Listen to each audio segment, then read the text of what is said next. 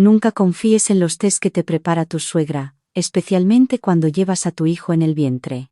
Porque lo que descubrí detrás de esas tazas que me servía cada mañana con una sonrisa cambió mi vida para siempre. Y lo que pasó después los destruyó a los dos para siempre.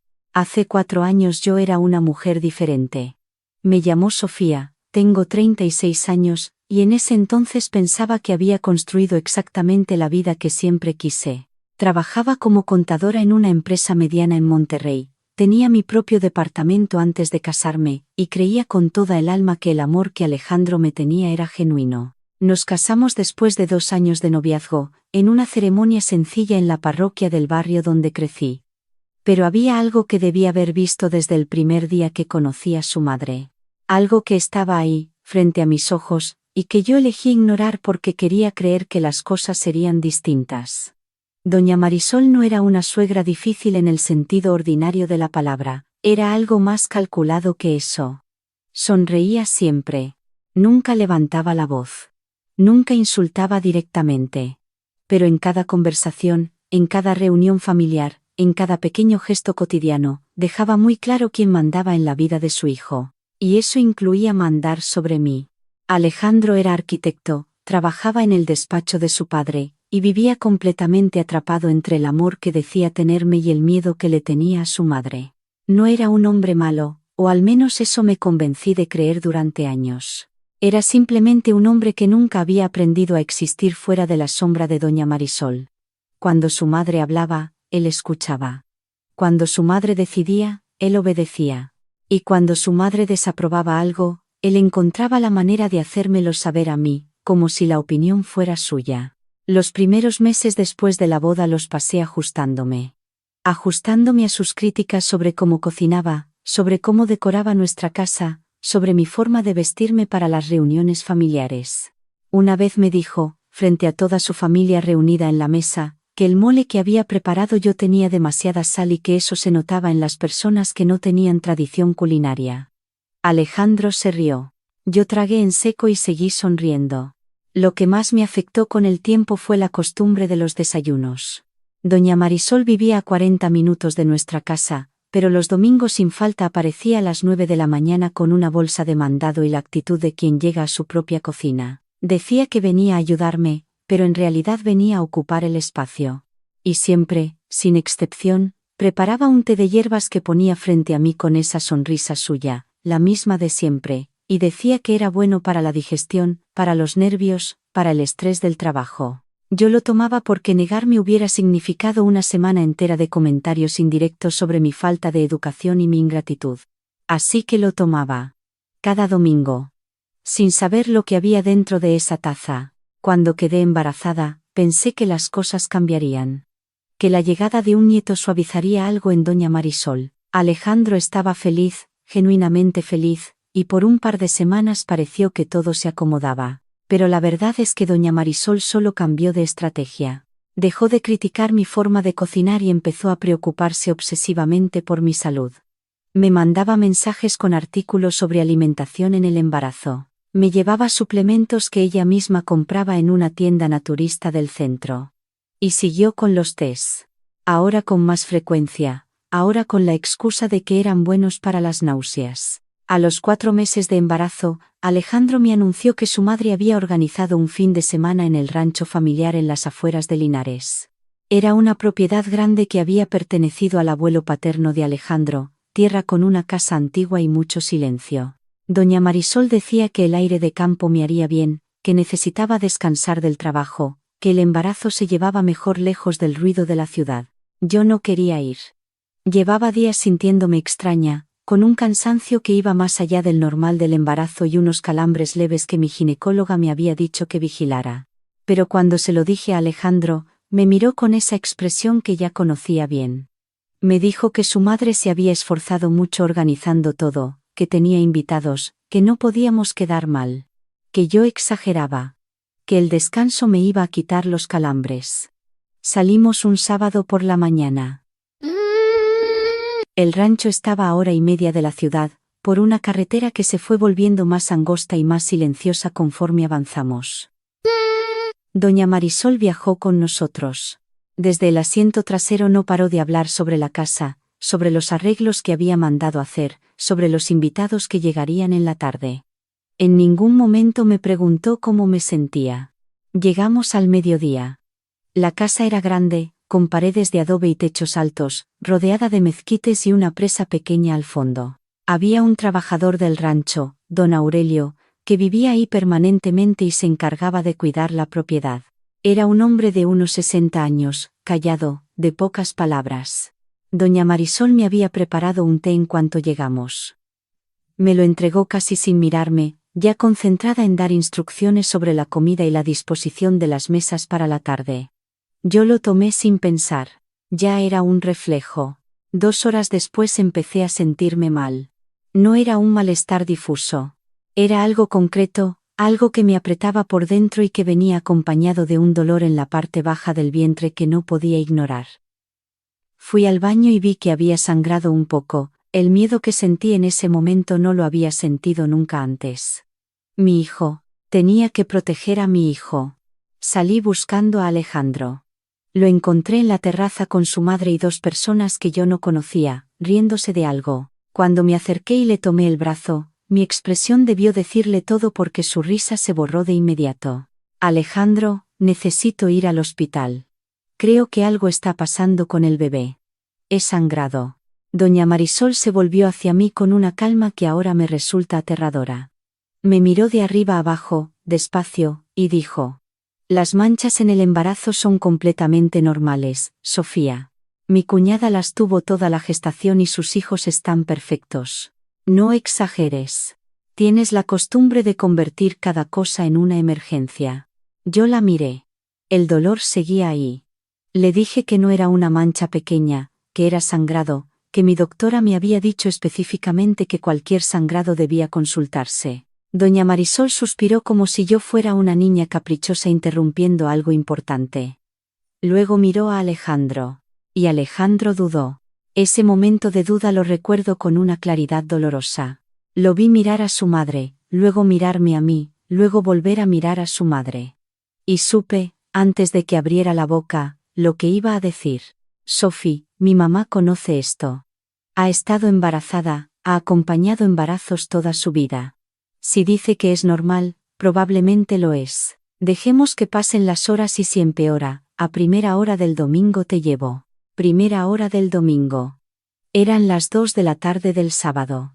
Le dije que no podía esperar, que necesitaba ir ahora. El dolor empeoró mientras hablábamos, un calambre largo y sostenido que me obligó a doblarme ligeramente. Alejandro dio un paso hacia mí, pero doña Marisol lo tomó del brazo. No me hagas esto, Alejandro. Tengo invitados llegando en 2 horas. He preparado esto durante semanas. Sofía tiene que aprender que no todo gira alrededor de ella. Si cada vez que le duele algo vamos a cancelarlo todo, nunca vamos a poder vivir. No lo podía creer. Estaba parada frente a ellos con un dolor real, con miedo real, con mi hijo en riesgo, y ella estaba hablando de sus invitados. Le pedí a Alejandro que me diera su teléfono para llamar a mi doctora. Me dijo que lo tenía en el coche y que en cuanto llegaran los invitados, me lo traía. Que se le olvidó dónde lo había dejado. Que ahorita, que tantito.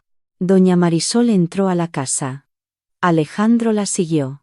Y yo me quedé parada en la terraza sola, con el sol de la tarde cayéndome encima y el dolor creciendo por dentro. Esperé. Esperé porque seguía creyendo, contra toda evidencia, que Alejandro volvería. Que en algún momento elegiría a su hijo sobre la comodidad de su madre. Pasó 1 hora. Los invitados llegaron, escuché risas, música, el ruido de copas brindando. Y el dolor no se fue. Entré a la casa buscando a Alejandro y encontré a doña Marisol en la cocina. Le dije que necesitaba un teléfono, cualquier teléfono, que el dolor había empeorado. Me miró con una frialdad que nunca había visto tan abiertamente en su cara. Normalmente se cuidaba de disfrazar esa frialdad, ese día no se molestó. Me dijo que estaba harta de mis teatros. Que Alejandro se merecía una mujer que lo apoyara y no que lo estuviera cargando con problemas todo el tiempo.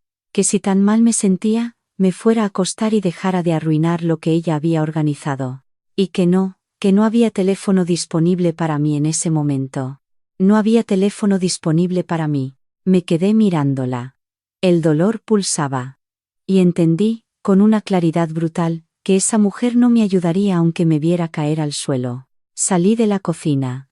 Salí de la casa.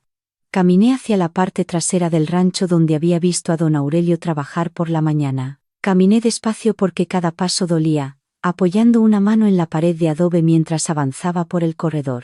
Lo encontré en la bodega, revisando herramienta. Don Aurelio, necesito ayuda. Estoy embarazada y creo que algo está saliendo mal. ¿Tiene usted un teléfono?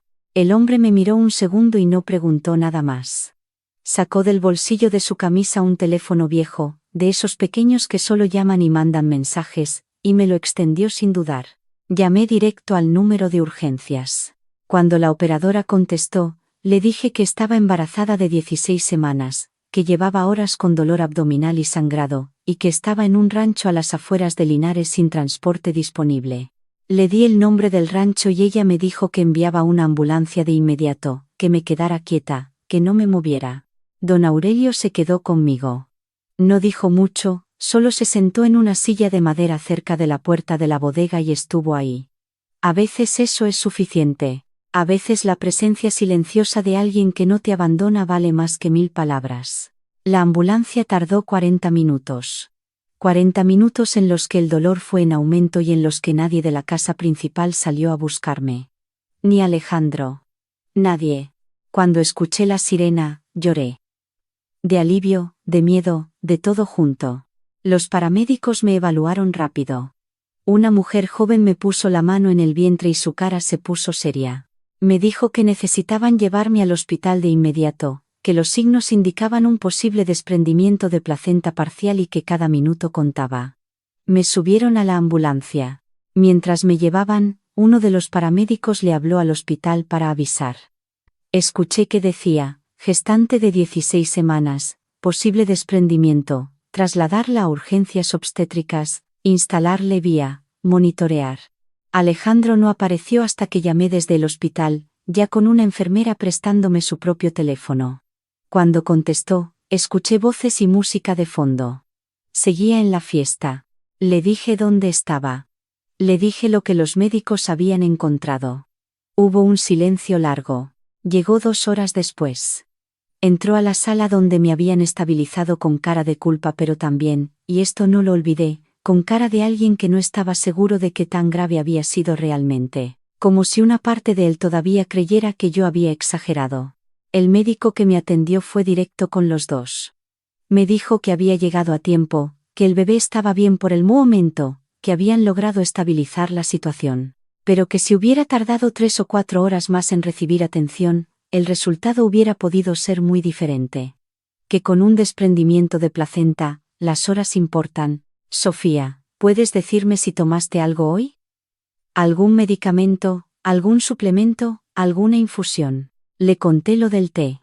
El médico me preguntó si sabía qué llevaba. Le dije que no, que me lo preparaba mi suegra y que me decía que eran hierbas para los nervios, para la digestión. El médico anotó algo en su libreta y no dijo más en ese momento. Pero sí hizo algo. Pidió que se guardara una muestra de orina mía para análisis adicionales. Yo no entendí bien por qué en ese momento.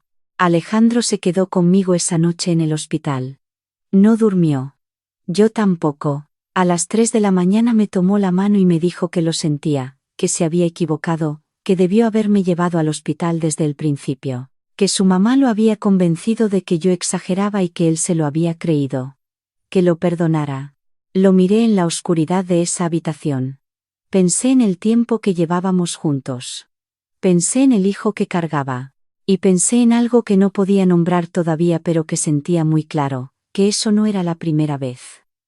Que había un patrón. Que el problema no era ese fin de semana solamente. Al día siguiente, cuando el médico vino a revisarme por la mañana, me dijo que los análisis adicionales de orina habían arrojado algo que necesitaban discutir. Me pidió que si Alejandro podía salir un momento. Cuando nos quedamos solos, me dijo que habían encontrado trazas de una sustancia en mi organismo. Una sustancia que se encuentra en ciertas hierbas de uso tradicional en México, específicamente en la ruda y en la artemisa, 2 plantas que en dosis altas tienen efectos abortivos documentados. No en cantidades suficientes para afectar a un adulto sano de manera grave, pero sí en cantidades suficientes para provocar contracciones uterinas en una mujer embarazada, especialmente si se toman de manera regular durante semanas. El mundo se me paró. ¿Regular durante semanas? Le pregunté si eso podía ser accidental, si esas hierbas se usaban normalmente en infusiones sin saber sus efectos. Me dijo que la ruda en particular es ampliamente conocida en la medicina tradicional precisamente por esa propiedad. Que alguien que preparara regularmente tés con esa planta para una mujer embarazada o no la conocía, o si la conocía y elegía usarla de todas formas. Llamé al médico para que volviera a entrar Alejandro y le conté todo frente a él. Vi cómo la cara de mi esposo cambiaba. Primero incredulidad. Luego algo que quería parecerse a defensa de su madre pero que no lograba sostenerse frente a los hechos. Alejandro dijo que debía ser un error. Que su mamá no sabía. Que era imposible. Le pregunté si sabía que la ruda causaba abortos. Se quedó callado. Le pregunté si su madre lo sabía. Siguió callado. Le pregunté cuánto tiempo llevaba su madre preparándome esos tés. Desde antes del embarazo, dijo finalmente. Desde que nos casamos. Esa misma tarde presenté una denuncia. El médico ya había notificado al área de salud pública por protocolo. Una trabajadora social del hospital me orientó sobre mis derechos y me acompañó al proceso. Un agente del Ministerio Público tomó mi declaración y la del médico tratante. Se ordenó una revisión de la tienda naturista donde doña Marisol compraba las hierbas, se rastrearon los recibos, se interrogó a la dueña del local que confirmó que doña Marisol compraba ruda y artemisa con una regularidad que ella misma había notado como inusual. Alejandro no llamó a su madre para avisarle. O eso me dijo. Pero esa misma noche, doña Marisol apareció en el hospital con cara de mártir y una bolsa con fruta. Cuando el agente que esperaba en el pasillo se identificó y le pidió que lo acompañara para rendir declaración, la máscara se le cayó por primera vez en todo el tiempo que la conocía. Empezó a gritar. Que Alejandro necesitaba abrir los ojos y ver que yo era su enemiga. 3 enfermeras y un guardia de seguridad tuvieron que intervenir cuando intentó empujar a la gente. Todo ocurrió en el pasillo del hospital a las 8 de la noche, con pacientes y visitas mirando. La reputación que tanto le importaba a doña Marisol quedó en ese pasillo. Alejandro presenció todo desde la puerta de mi cuarto. Vi su cara. No dijo nada. Mi hijo nació 3 semanas antes de lo previsto, pequeño pero sano. Le puse Mateo. Cuando lo tuve en brazos por primera vez, lo único que pensé fue que había sobrevivido a pesar de todo lo que habían hecho para que no llegara. El proceso legal tomó varios meses. Los resultados del análisis de las hierbas decomisadas en casa de doña Marisol confirmaron concentraciones deliberadamente altas de ruda en las mezclas que preparaba. Un perito botánico explicó ante el juez que esas proporciones no podían atribuirse a descuido o desconocimiento, que eran concentraciones que requerían una selección intencional de la cantidad. Pero lo más perturbador llegó durante la investigación cuando el Ministerio Público amplió el expediente. Descubrieron que Alejandro había tenido una novia seria 3 años antes de conocerme, una mujer que también había quedado embarazada. Esa mujer había perdido el bebé a los 5 meses en circunstancias que se registraron como complicaciones naturales.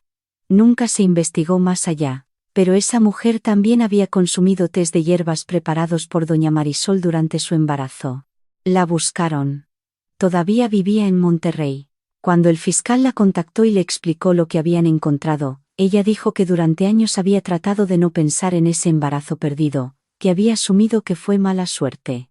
Que sí recordaba los tés. Que sí recordaba que doña Marisol insistía en que le hicieran bien. Esa mujer se presentó a declarar. Yo estaba en la sala cuando entró. Nos miramos un momento antes de que ella se sentara. No nos conocíamos, pero compartíamos algo que no debería compartir ninguna persona. La fiscal elevó los cargos de doña Marisol. Ya no era solo lesiones culposas o administración de sustancias nocivas.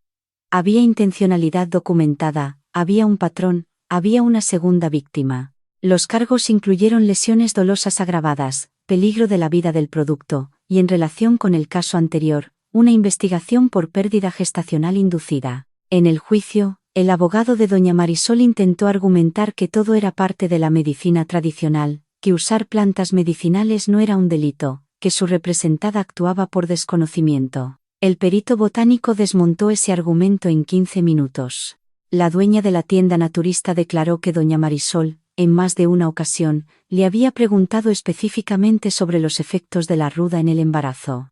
Tenía registros escritos de esas consultas porque acostumbraba a anotar las dudas de sus clientes para orientarlas mejor. Cuando el juez leyó el veredicto, doña Marisol fue declarada culpable. 6 años de prisión por lesiones dolosas con agravante de premeditación, más los cargos adicionales vinculados al caso anterior. Su abogado anunció apelación, pero la sentencia se mantuvo. Doña Marisol me miró mientras salía de la sala. No gritó esta vez. Solo me miró con unos ojos que no tenían nada dentro, ningún arrepentimiento, ninguna duda sobre lo que había hecho. Eso fue lo más aterrador de todo. No el grito del hospital, no el escándalo. Ese silencio final. Alejandro fue procesado también, pero como cómplice por omisión.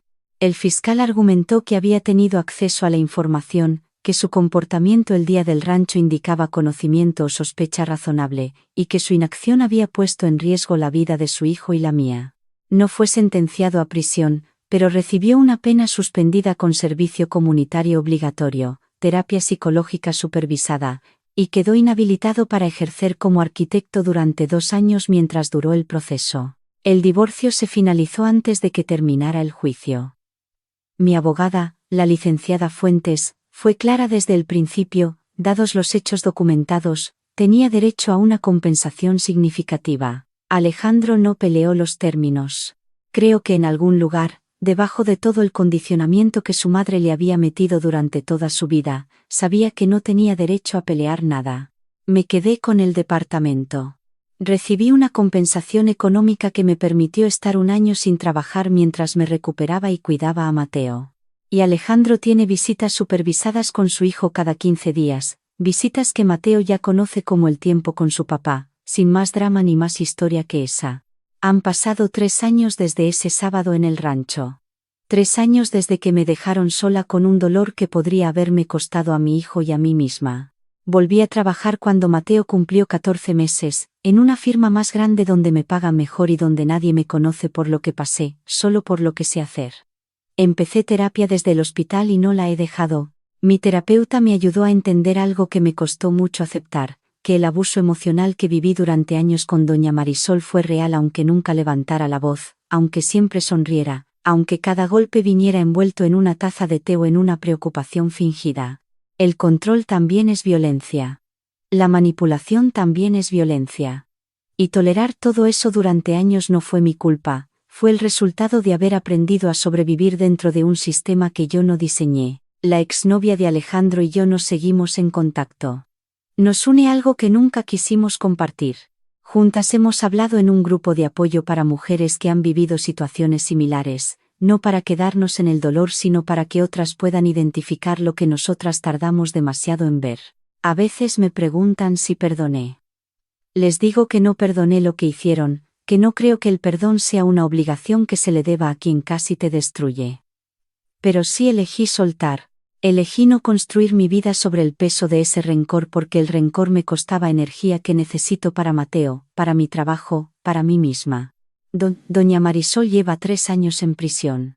Alejandro vive en un departamento pequeño cerca de donde vivíamos antes. Lo veo cada 15 días cuando viene por Mateo. No hablamos de más. Solo lo necesario. Yo vivo en el mismo departamento que me quedé después del divorcio. Lo redecoré completo, cambié hasta los colores de las paredes. Hay una sala llena de luz donde antes había muebles que ella había elegido, y en la mañana, cuando hago café y veo a Mateo dormido en su cuarto desde la cocina, pienso que sobreviví. Que mi hijo sobrevivió. Y que eso, después de todo lo que pasó, es más que suficiente. Nunca voy a poder borrar lo que pasó en ese rancho ni lo que pasó durante todos esos años de tés y sonrisas falsas. Pero tampoco quiero borrarlo. Porque fue lo que me enseñó a exigir lo que merezco, a confiar en mi propio cuerpo cuando me dice que algo está mal, a no callar cuando la incomodidad de otros importa más que mi bienestar. A no tolerarlo nunca más. La cicatriz de esa experiencia no se ve, no es como las de una cirugía. Está adentro. Pero ya no duele de la misma manera. Ahora solo es un recordatorio de que soy más fuerte de lo que creía, y de que mi hijo está aquí, sano, creciendo, riéndose, porque en el momento más difícil encontré a don Aurelio y su teléfono viejo y la voz de una operadora que me dijo: quédese tranquila, ya viene la ayuda. Eso fue suficiente. A veces lo único que necesitas para salvarte es una persona que no te abandone. Y esa persona, en el momento más importante, fui yo misma. Si esta historia te tocó el corazón, déjame saberlo en los comentarios. Amén.